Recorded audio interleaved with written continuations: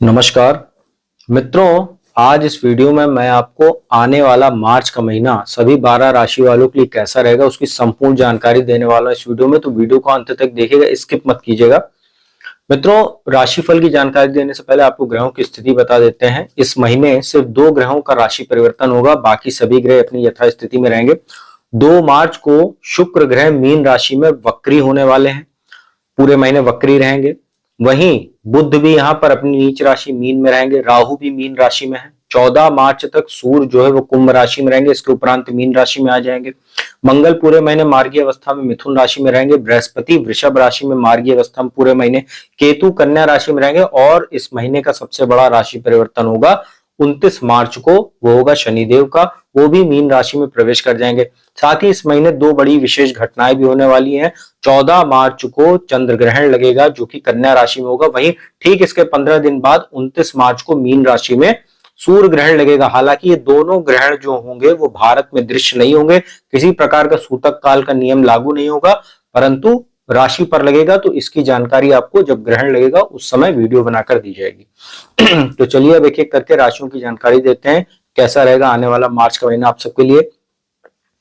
मित्रों, मेष राशि की बात करें तो यह महीना आपके लिए सतर्क रहने के लिए ज्यादा कह सकते हैं, क्योंकि इसी महीने आपको 7.5 लगने वाली है। 12वें भाव में शनि ट्रांजिट कर जाएंगे अस्त अवस्था में 12वें भाव में। और यह महीना अगर देखा जाए ओवरऑल खर्च के लिहाज से अच्छा नहीं है, आपका खर्च बढ़ेगा। बजट आपको बना के चलना चाहिए, किसी को उधार देने से आपको बचना चाहिए। साथ ही बेवजह का कर्जा वगैरह लेकर अपनी इच्छाओं को पूर्ति करने से बचना चाहिए। साथ ही अननेसेसरी टूर्स एंड ट्रैवल से आपको बचना चाहिए। कोई कोर्ट कचहरी से जुड़ा मामला चल रहा था उसमें भी आपको समस्या देखने को मिलेगी। साथ ही सोशल मीडिया आदि प्लेटफॉर्म्स पर किसी भी अननोन व्यक्ति के साथ बहुत ज्यादा इंटरेक्ट होने से बचिए। उसके साथ बहुत ज्यादा फोटो वीडियो शेयर करने से पहले बहुत सतर्क रहिएगा, अन्यथा आप किसी ब्लैकमेलिंग आदि के भी शिकार हो सकते हैं। स्वास्थ्य भी आपका प्रभावित होगा, अनिद्रा वगैरह की भी इस महीने शिकायत हो सकती है, तो इसका आप पूरे महीने ध्यान रखिएगा। मित्रों, वृषभ राशि की बात करते हैं, महीना आपके लिए चौतरफा लाभ लेकर आ रहा है। लाभ भाव में आपके 6 ग्रहों की स्थिति रहेगी। वर्ष के माफ कीजिएगा, महीने के अंत में आपके लिए लाभ की स्थिति, मान सम्मान की स्थिति, साथ ही कहीं ना कहीं विदेशों से व्यापार, विदेशों से लाभ, आपको विदेशों से शुभ समाचार की प्राप्ति। हालांकि जिन महिलाओं का प्रेगनेंसी का समय चल रहा है, डिलीवरी अधिक, उनको थोड़ा सतर्क रहना चाहिए। साथ ही संतान को लेकर कुछ चिंता हो सकती है, उसके साथ संबंधों को लेकर थोड़ा सा ध्यान बरतिएगा। बाकी महीना आपके लिए बहुत ही शानदार कह सकते हैं, और कहीं ना कहीं आपके कई इच्छाओं की पूर्ति करने वाला है महीना रहने वाला है। मित्रों, मिथुन राशि की बात करते हैं, आपको पूरे महीने कार्यस्थल पर सतर्क रहना चाहिए। साथ ही माता पिता के स्वास्थ्य को लेकर और उनके साथ संबंधों को लेकर आपको विशेष सतर्क रहना चाहिए। उनका आशीर्वाद लेते रहिए पूरे महीने, तो अच्छा रहेगा। 14 मार्च को आपके जो 4th हाउस में ग्रहण लगेगा, ये आपके माता के साथ संबंधों को, साथ ही उनके स्वास्थ्य को प्रभावित कर सकता है। वही 29 मार्च को जो सूर्य ग्रहण लगेगा 10th भाव में, आपके कार्य व्यापार को प्रभावित करेगा। साथ ही पिता के स्वास्थ्य को, उनके साथ संबंधों को प्रभावित कर सकता है, तो आपको ये ध्यान रखना चाहिए। साथ ही मानसिक तनाव भी इस महीने आपका बढ़ सकता है, चाहे वो काम के स्ट्रेस को लेकर हो, चाहे कोई अनचाहा स्थानांतरण वगैरह या अननेसेसरी अपने बॉस या कलीग्स के साथ कुछ संबंधों को लेकर कार्यस्थल पर हो सकता है। तो इन सब चीजों का आप ध्यान रखिएगा। मित्रों, कर्क राशि की बात करते हैं। कर्क राशि वालों के लिए महीना राहत तो लेकर आ रहा है, लेकिन 29 मार्च के बाद 29 मार्च तक आपकी शनि की ढैया चल रही है। अष्टम भाव में शनि है, अस्त जरूर है, लेकिन कहीं ना कहीं अपना प्रभाव तो वो दे ही रहे हैं। तो अभी आपको ये देखना है कि भाग्य स्थान को लेकर ये पूरा महीना आपका काफी एक्टिव रहेगा। तो भाग्य का साथ तो आपको मिलता रहेगा, लेकिन कहीं ना कहीं अननेसेसरी ट्रैवल से आपको बचना चाहिए। अगर ट्रैवल करना भी है तो पास के ही स्थान पर कहीं जाइए। साथ ही अगर बहुत इच्छा हो तो धार्मिक यात्राएं कीजिए, वो आपके लिए फायदेमंद रहेगी। विदेश जाकर पढ़ने वाले छात्रों के लिए जरूर ये कुछ अच्छे अवसर लेकर आ रहा है, खासतौर पर 14 मार्च के बाद जब सूर्य आपके भाग्य स्थान में आ जाएंगे।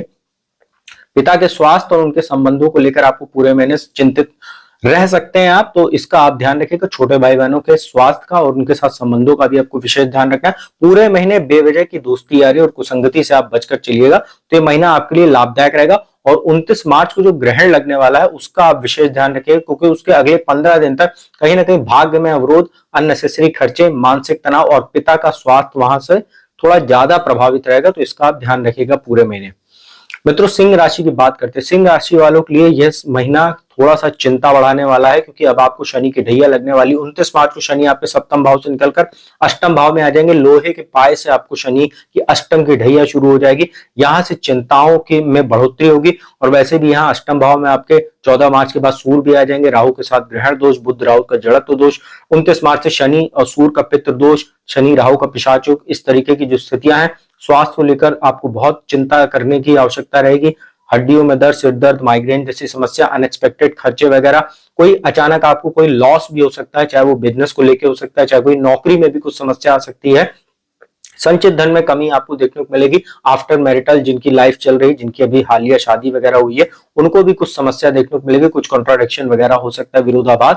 साथ ही पति पत्नी को एक दूसरे के स्वास्थ्य का भी ध्यान देना चाहिए। साथ ही बड़े इन्वेस्टमेंट से आपको बचना चाहिए। खासतौर पर 29 मार्च को जो ग्रहण लगेगा उसमें आपको विशेष सतर्कता बरतनी चाहिए। उसके अगले तकरीबन 1 माह तक आपको किसी बड़े भी निवेश, बड़े इन्वेस्टमेंट से बचना चाहिए। बिजनेस करते हैं तो अपने पार्टनर पर आंख मूंद कर भरोसा मत कीजिएगा। 29 मार्च के बाद से स्थितियां आपके लिए कुछ धोखेबाजी की भी बन सकती है। इन सब चीजों का आप ध्यान करके चलिएगा। आपसे कन्या राशि की बात करते हैं।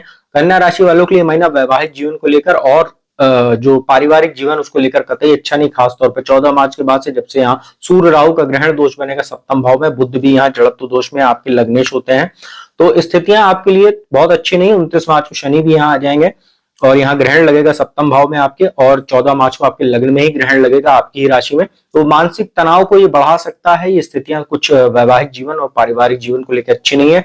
बिजनेस करने वाले लोगों के लिए भी ये महीना कोई बहुत अच्छा नहीं कह सकते हैं। तो ग्रहण के बाद अगले 15-20 दिन कोई भी निवेश या कोई बड़ा डिसीजन बिजनेस में मत लीजिएगा, तो आपके लिए बेहतर रहेगा। नहीं तो आपको कुछ हानि वगैरह भी हो सकती है। और अपने बिजनेस पार्टनर के साथ संबंधों को जितना बेहतर करके चलेंगे उतना आपके लिए भी बेहतर स्थिति बनेगी। नहीं तो कुछ ना कुछ विरोधाभास और कुछ मानसिक तनाव वगैरह भी हो सकता है।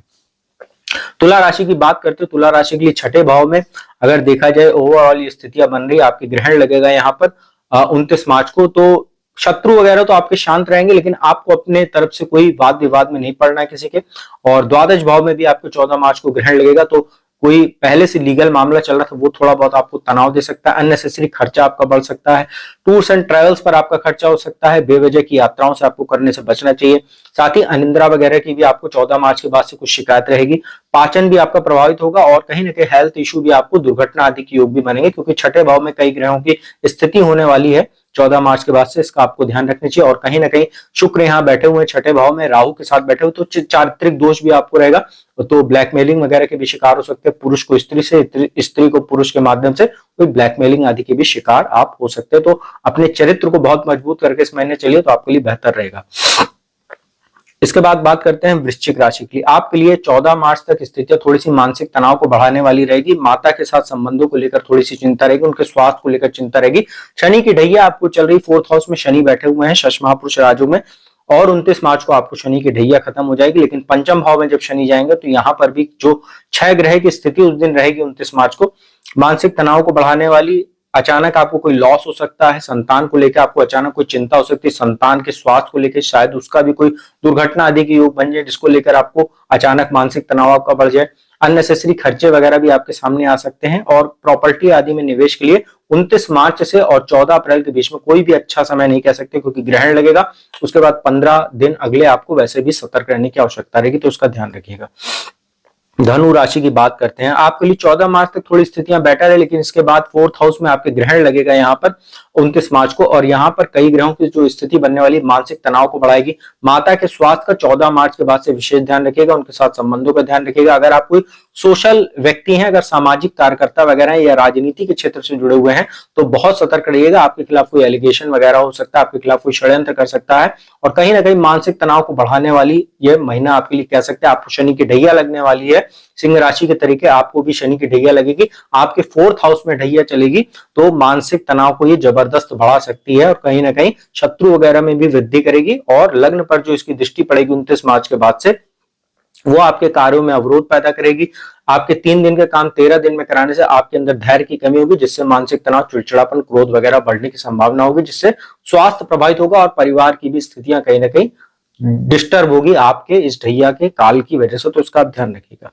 मकर राशि की बात करते हैं, आपके लिए महीना काफी लाभदायक कह सकते हैं। उसका सबसे बड़ा कारण क्या है, पिछले 7.5 साल से चल रही 7.5 का अंत हो जाएगा 29 मार्च को, और आपको एक बहुत बड़ी राहत ये शनिदेव देने वाले हैं। वैसे भी आपके राशि के स्वामी होते हैं। देखिए यहाँ पर तीसरे भाव को अगर देखकर चलें तो यहीं पर 29 मार्च को ग्रहण लगने वाला है। आपके लिए ये ग्रहण लाभदायक रहेगा, विदेशों से लाभ हो सकता है। विदेश यात्रा करने वाले जो लोग हैं उनको अगले 15-20 दिन फायदा हो सकता है। अगर आप यात्रा पे जाते हैं बिजनेस के पर्पज से, शिक्षा के पर्पज से या किसी और काम से, तो आपको फायदा होगा। पिता के स्वास्थ्य का थोड़ा आप ध्यान रखिएगा, छोटे भाई बहनों के पूरे महीने थोड़ा ध्यान रखिएगा तो बेटर रहेगा। दूसरे भाव में 14 मार्च तक थोड़ा सा आपको धन संबंधित समस्या हो सकती है, वाणी दोष की भी समस्या रहेगी, क्योंकि वहां सूर्य और शनि का पितृ दोष बना रहेगा 14 मार्च तक। तो इसका आपको थोड़ा सा ध्यान रखना चाहिए। परिवार में मतभेद ना हो, मनभेद ना हो, कोई वाद विवाद ना हो, कोई कलह वगैरह की स्थिति ना पैदा हो, इसका आप ध्यान करके चलिएगा। थोड़ा सा आपको हड्डियों में दर्द, सिर दर्द, माइग्रेन जैसी समस्या अगर नहीं है तो हो सकती है, और अगर है तो वो थोड़ी बढ़ सकती है, क्योंकि शनि और सूर्य की लगातार दृष्टि 14 मार्च तक अष्टम भाव पर है। इसका आप ध्यान रखिएगा। गाड़ी वगैरह चलाते समय सावधानी बरतिएगा, और आंखों में भी कुछ समस्या आपको 14 मार्च तक देखने को मिलेगी, तो इसका भी आप ध्यान रखिएगा। बाकी स्थिति आपके लिए ओवरऑल बेटर है। कुंभ राशि की बात करते हैं मित्रों, कुंभ राशि की मैंने एक अलग से सेपरेट वीडियो बनाई है, आप वीडियो सेक्शन में जाकर विस्तार से उसको देख सकते हैं। लेकिन यहाँ अगर संक्षेप में भी आपको बता देते हैं, ये महीना आपको धन संबंधित चिंताओं को पैदा करने वाला है। दूसरे भाव में आपके ग्रहण भी लगेगा 29 मार्च को, 6 ग्रहों की यहाँ स्थिति रहेगी। परिवार में कुछ वाद विवाद हो सकता है, पैतृक संपत्ति जुड़ा कोई मामला आपके पक्ष में आते आते रह जाएगा। कोई मामले को लेकर बहुत बड़ा विवाद भी परिवार में हो सकता है, हेल्थ इशू भी आपको आएगा, और कहीं ना कहीं संचित धन में आपकी कमी रहेगी, चाहे परिवार में किसी के स्वास्थ्य को लेकर, चाहे किसी कार्यक्रम आदि में आपका धन अचानक से खर्चा हो जाएगा। और प्रॉपर्टी आदि में निवेश के लिए भी 29 मार्च से लेकर 14 अप्रैल के बीच में समय अच्छा नहीं कह सकते हैं, तो इसका आप ध्यान रखिएगा। और धन को इस महीने अच्छे से बजट बना के चलिएगा, और जो लोग आपके ऊपर डिपेंडेंट है फैमिली में, उनको भी बताइएगा कि वो भी अननेसेसरी खर्चा ना करें, अन्यथा आपका ही बजट बिगड़ेगा और आपका ही मानसिक तनाव बढ़ेगा, तो इसका आप ध्यान रखिएगा। मित्रों, अंतिम राशि मीन की बात करते हैं। आपकी ही राशि में 29 मार्च को ग्रहण लगने वाला है, और आपकी ही राशि में शनि आने वाले हैं। आपको 7.5 का सेकंड फेज शुरू हो जाएगा, और कुंभ राशि वालों के लिए लास्ट फेज शुरू हो जाएगा, वो मैं बताना भूल गया। तो मीन राशि वालों के लिए थोड़ा सा मानसिक तनाव बढ़ेगा जब 29 मार्च को शनि आ जाएंगे। कार्यों में आपके अवरोध पैदा होना शुरू हो जाएगा। जो काम समय से होना वाले होंगे उसमें डिले होने लगेगा, जिससे आपका कहीं ना कहीं धैर्य जवाब देगा, चिड़चिड़ापन होगा। आप शॉर्टकट वगैरह अपनाने की कोशिश करेंगे, जिससे आप किसी लीगल मामले या वाद विवाद में भी फंस सकते हैं। तो किसी भी प्रकार का अनैतिक कार्य करने से बचें, करेक्शन करने से बचें, शॉर्टकट अपनाने से बचें। ईमानदारी से, हार्ड वर्क से अपना काम करते रहिए, तो शनिदेव की कृपा आपके ऊपर बनी रहेगी। वैवाहिक जीवन में आपकी लगातार समस्या बनी रहेगी, खासतौर पर 14 मार्च के बाद से, क्योंकि सूर्य राहु का ग्रहण दोष बन जाएगा, बुध राहु का जड़त्व दोष ऑलरेडी बना हुआ है। कार्यस्थल पर समस्या, धन संबंधी चिंताएं आपको होगी, बिजनेस में समस्या हो सकती है, फ्लक्चुएशन आपको देखने को मिलेगा। वैवाहिक जीवन और पारिवारिक जीवन में तो लगातार समस्या बनी रहेगी, क्योंकि 29 मार्च को यहां ग्रहण लगेगा, सूर्य ग्रहण, और सप्तम भाव में आपके वैवाहिक जीवन और पारिवारिक जीवन जो होता है बिजनेस के भाव में 7th हाउस में चंद्र ग्रहण लगेगा कन्या राशि में। तो ये पूरा महीना आपको सतर्क रहना चाहिए, और कहीं ना कहीं ये महीना आपको विशेष सतर्क इसलिए रहना चाहिए क्योंकि ये चिंताओं को बढ़ाने वाला 7.5 का सेकंड फेज जो स्टार्ट हो रहा है, ये अचानक से आपको हेल्थ इशू हो सकता है, और कहीं ना कहीं आपको चेस्ट वगैरह में या हेल्थ इशू ये सब देखने को मिलेगा। तो ध्यान रखिएगा इस बात का, बस इससे ज्यादा और कोई बहुत ज्यादा आपको सलाह देने की आवश्यकता नहीं है। तो मित्रों, यह था मार्च महीने के लिए सभी 12 राशि वालों के लिए कैसा रहेगा आने वाला मार्च का महीना, उसकी मैंने जानकारी दी। उपाय की बात कर लेते हैं। देखिए, 7.5 जिन लोगों को शुरू होने वाली है, जैसे मेष राशि वालों को 7.5 लगने वाली है, कुंभ राशि की लास्ट फेज शुरू होगा, मीन राशि वालों का सेकंड फेज शुरू होगा। तो आप लोग हनुमान जी की पूजा उपासना करते रहिए, हनुमान के लिए सब बजरंग बाण हनुमान अष्टक का पाठ कीजिए। साथ ही सिंह राशि और धनु राशि पर शनि की ढैया शुरू होने वाली, उनको भी यही उपाय करना चाहिए। पीपल के वृक्ष से नीचे जाकर संध्या काल में सरसों के तेल का दीपक जलाइए, तो अच्छा रहेगा। बाकी लोग अपना हनुमान जी की पूजा या शिव जी की पूजा कर सकते हैं, शिवालय जा सकते हैं हर सोमवार को, वहां पर शिवलिंग पर दूध और जल अर्पित कीजिए, सफेद चंदन अर्पित कीजिए, नैवेद्य अर्पित कीजिए, इत्र अर्पित कीजिए, सफेद पुष्प अर्पित कीजिए, तो आप लोगों के लिए अच्छा रहेगा ये पूरा महीना। तो मित्रों, उम्मीद करता हूं वीडियो आपको अच्छी लगी होगी। अच्छी लगी तो उसको लाइक कमेंट शेयर कीजिए। जिसको कुंडली विश्लेषण कराना है, नंबर डिस्क्रिप्शन स्क्रीन पर उपलब्ध है, उस पर संपर्क कीजिए, अपॉइंटमेंट लीजिए, कुंडली विश्लेषण का लाभ लीजिए। आप सभी लोगों को मेरी ओर से महाशिवरात्रि की हार्दिक शुभकामनाएं। अब मैं अपने वाणी को विराम देता हूं। अगली वीडियो में आपको किसी नए विषय के साथ जल्दी मिलूंगा। तब तक के लिए ओम नमः शिवाय।